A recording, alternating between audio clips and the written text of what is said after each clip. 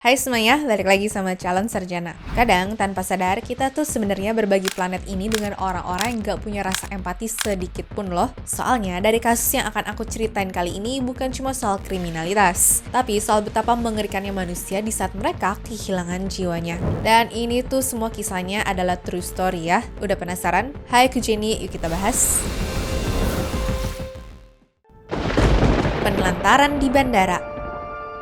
Pernah gak sih kalian kebayang bagaimana jika sosok rentan yang kamu paling sayangi, ya entah itu kakek, nenek, ataupun orang tua kamu, tersesat di tempat asing dan gak ada satupun orang yang sudi membantu?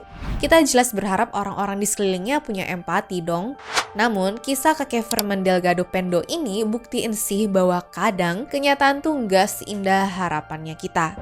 Jadi, kakek Ferman ini adalah seorang pria kelahiran Peru tahun 1933 yang dikenal sebagai sosok penyayang yang menghabiskan sebagian besar hidupnya sebagai petani. Hobi utamanya tuh simple banget, dia suka berjalan kaki sejauh mungkin. Nah hebatnya, sejauh apapun dia melangkah, kakek ini tuh gak pernah lupa jalan pulang loh.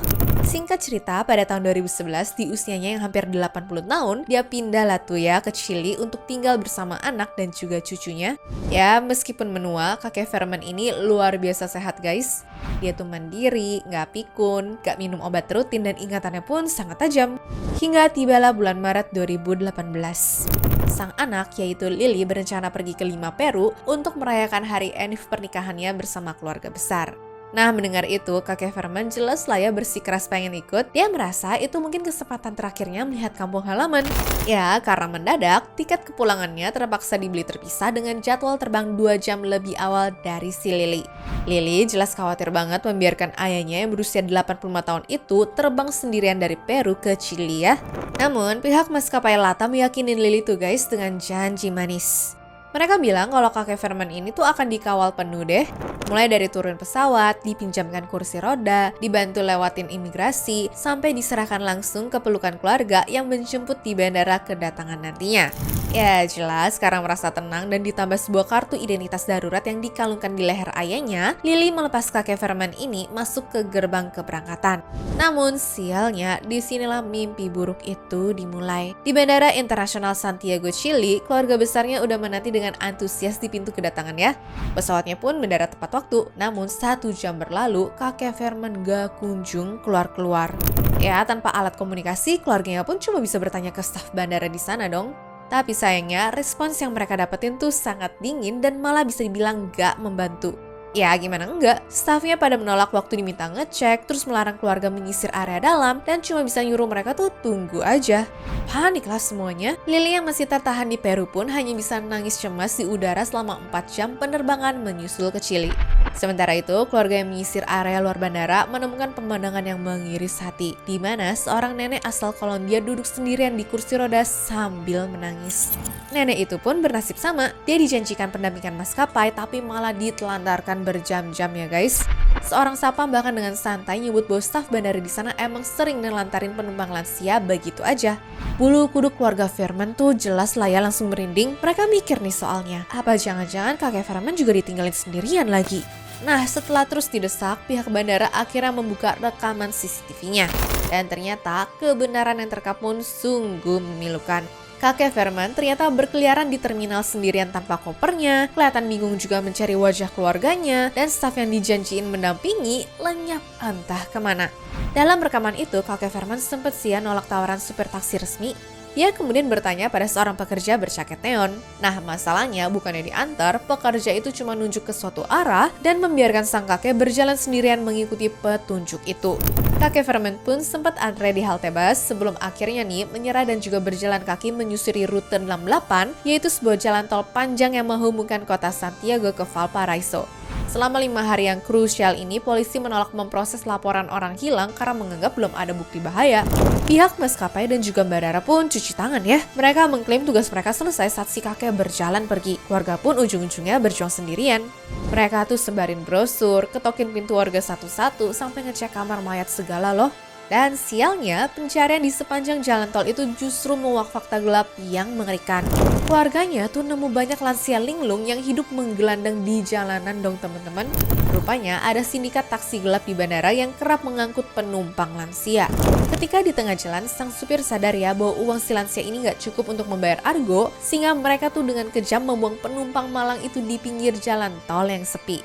Warganya pun yakin nih 100% nasib itulah yang menimpa kakek Verman. Di kantongnya saat itu hanya ada 9.000 peso atau sekitar 200 ribuan, dimana jelas nggak cukup ya untuk ongkos taksi sampai ke rumah. Dan dibuang di jalan asing, tanpa uang dan tanpa alat komunikasi, kakek Verman pun jelas lenyap bak di telan bumi. Hingga detik ini, Verman Delgado Pendo nggak pernah ditemukan. Entah dia menghembuskan nafas terakhirnya di antah berantah atau kehilangan ingatannya di jalanan, tapi yang jelas, tragedi ini menjadi luka yang nggak akan pernah sembuh bagi keluarganya ya. Kisah kakek Verman ini jelas meninggalkan satu pelajaran yang sangat menampar, yaitu sebuah tragedi itu nggak selalu berawal dari niat jahat. Kadang, sesuatu yang jauh lebih menghancurkan adalah ketidakpedulian manusia untuk sekedar melakukan tugasnya dengan benar ya guys.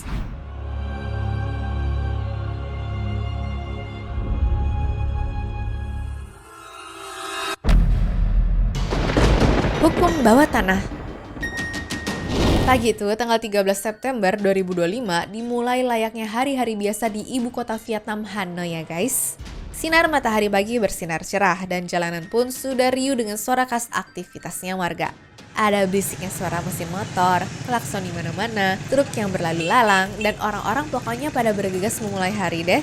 Nah, di antara ribuan komuter yang membelah padatnya jalanan pagi itu, ada seorang gadis remaja berusia 15 tahun bernama Nguyen Haan.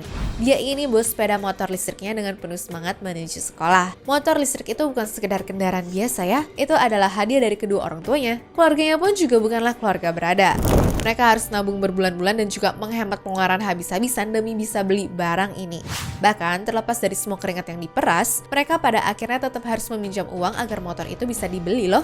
Jadi kebayang dong pengorbanannya itu seperti apa? Tapi jelas bagi orang tua Haan, ini tuh adalah investasi yang sangat sepadan. Putri kebanggaan mereka baru aja diterima di sekolah impiannya. Dan motor itu adalah kunci agar dia tuh bisa menempuh perjalanan jauh setiap hari dan dapetin pendidikan yang layak juga ya. Nah, saat motor itu tiba di rumah, keluarga kecil ini merayakannya dengan penuh haru. Mereka percaya banget bahwa hari-hari yang lebih cerah sedang menanti mereka semua di masa depan. Namun nahas, impian itu pupus terlalu cepat. Haan bahkan gak pernah sempat menyelesaikan minggu kedua sekolahnya dong guys. Sekitar pukul 9.20 pagi saat melintas tepat di bawah jembatan Van Dam, petaka itu pun datang. Haan tertabrak oleh sebuah truk pengaduk semen berukuran besar. Benturan keras itu bikin tubuh mungilnya dan motor listriknya terseret di aspal jalanan. Sampai di titik ini, itu tuh memang sebuah kecelakaan lalu lintas atau bisa dibilang mungkin sebuah tragedi yang murni nggak disengaja. Namun, apa yang terjadi di detik-detik berikutnya menurut aku sih sebuah kebiadaban yang di luar nalar manusia. Bayangin aja, setelah tabrakan awal ini, sang supir truknya tuh sempet sih stopin mobilnya itu. Dia turun, periksa kolong truknya, dan langsung sadar bahwa gadis malang itu ternyata masih hidup. Nah, bukannya panik cari bantuan ataupun panggil ambulans, pria ini kembali naik ke kursi kemudinya, dia tuh injek pedal gasnya sekuat tenaga dan dengan sengaja terus melaju. Iya guys, dia nyeret tubuhnya Haan hidup-hidup di bawah roda truknya yang berat itu dong. Warga sekitar pun pada nggak kuat yang ngeliatnya dan langsung berhamburan ke tengah jalan yang sibuk sembari menarik tubuhnya dari aspal dan bawa dia ke rumah sakit secepat mungkin. Namun sayangnya, luka yang dideritanya pun terlalu parah dan beberapa jam kemudian, dokter menyatakan gadis remaja itu telah tiada. Malam harinya, sekitar pukul 7 malam, pria yang nyetir truk itu berjalan dengan tenang memasuki kantor polisi di sana untuk menyerahkan diri. Dia pun diidentifikasi sebagai Dean Van Long, seorang pria berusia 51 tahun. Dalam laporan kepolisian, pengakuannya tuh benar-benar bikin siapa aja yang dengar pada merinding deh. Dia dengan tenang mengaku bahwa setelah menabrak Haan, dirinya secara sadar bikin keputusan untuk melindas dan juga menyeretnya. Alasannya tau nggak apa? Dia ingin mastiin gadis itu benar-benar mati. Tapi jangan salah, alasan dibalik tindakan itu sangat dingin dan juga penuh perhitungan kejam ya guys. Menurut pemahaman sang supir terhadap celah hukum di Vietnam, kalau Haan selamat dan juga berakhir cacat, dia harus membayar biaya perawatan rumah sakit dan juga kompensasi medis umur hidup sang gadis itu. Namun jika gadis itu meninggal, dia hanya perlu membayar biaya kompensasi kematian 1 kali kepada pihak keluarga dengan nominal yang sudah dipatok pasti. Intinya dalam kepala pria itu lebih murah membunuh deh daripada nolongin nyawanya saat itu. Awalnya polisi tuh mengira Long sedang bercanda atau mungkin dia sedang mabuk dan dibawa pengaruh narkoba kali ya. Soalnya rasanya tuh mustahil kan ada manusia yang mati rasa sampai tahap itu. Namun hasil tes toksologi nunjukin nih kalau pria ini sepenuhnya bersih. Dia tuh nggak mabuk, nggak teler, dan keputusan mengerikan itu pun dibuatnya dengan kesadaran penuh dong. Di berbagai forum internet Vietnam, rahasia kelam ini sebenarnya udah lama beredar ya. Mereka bahkan menyebutnya sebagai hukum bawah tanah. Jadi ada sebuah anggapan mengerikan di kalangan supir kendaraan berat bahwa ngebiarin korban kecelakaan hidup itu adalah sebuah beban finansial seumur hidup, di mana tagihan rumah sakit, terapi, hingga rasa malu di masyarakat yang gak habis-habis. Tapi sebaliknya, korban yang meninggal dunia itu seringkali hanya berujung pada pembayaran dana kompensasi tunggal dan juga sanksi pelanggaran lalu lintas biasa. Para supir truk bahkan sering terdengar bercanda tentang perhitungan gelap ini di warung-warung kopi pinggir jalan ataupun pom bensin loh. Namun sayangnya, kasus Haan ini buktiin kepada kita semua bahwa lelucon itu bagi sebagian orang adalah sebuah kenyataan yang dipraktikkan. Namun bagi masyarakat Vietnam, kasus ini harus menjadi titik balik ya guys. Publik marah dan nuntut agar ada presiden hukum baru yang ditegakkan nih. Dien Van Long kini ditahan atas tuduhan pembunuhan berencana. Dan jika terbukti bersalah dalam persidangan nanti, dia bisa menghadapi hukuman paling berat di Vietnam, yaitu hukuman mati. Sementara proses hukum itu baru aja bergulir, sebuah rumah kecil di desa Lam Son kini terasa sangat sunyi. Di dalam rumah itu, orang tua Haan duduk mematung dalam duka yang terlalu dalam untuk diungkapkan dengan kata-kata ya. Mereka bahkan nggak sanggup loh berbicara ke tetangga yang datang melayat. Putri mereka yang lembut dan juga pekerja keras itu telah direnggut dengan cara yang paling gak masuk akal. Haan dikenal sebagai anak yang sangat berbakti. Dia tuh selalu bantuin pekerjaan rumah, merawat adik-adiknya, dan gak pernah ya membuang-buang uang karena tahu seberapa keras orang tuanya tuh bekerja. Pada teman-temannya, dia sering bercerita tentang mimpinya untuk mengangkat derajat keluarganya dan membuat hidup mereka tuh lebih baik. Tapi sayangnya dia gak pernah mendapat kesempatan itu. Dan ini semua karena di dalam benak supir truk yang menabraknya pagi itu, nyawa dan masa depan Haan memiliki sebuah label harga. Dan nominal itu adalah harga yang enggan dia bayar. Anyways, cukup sampai di sini ya guys video hari ini. Sampai jumpa di video selanjutnya. Dah.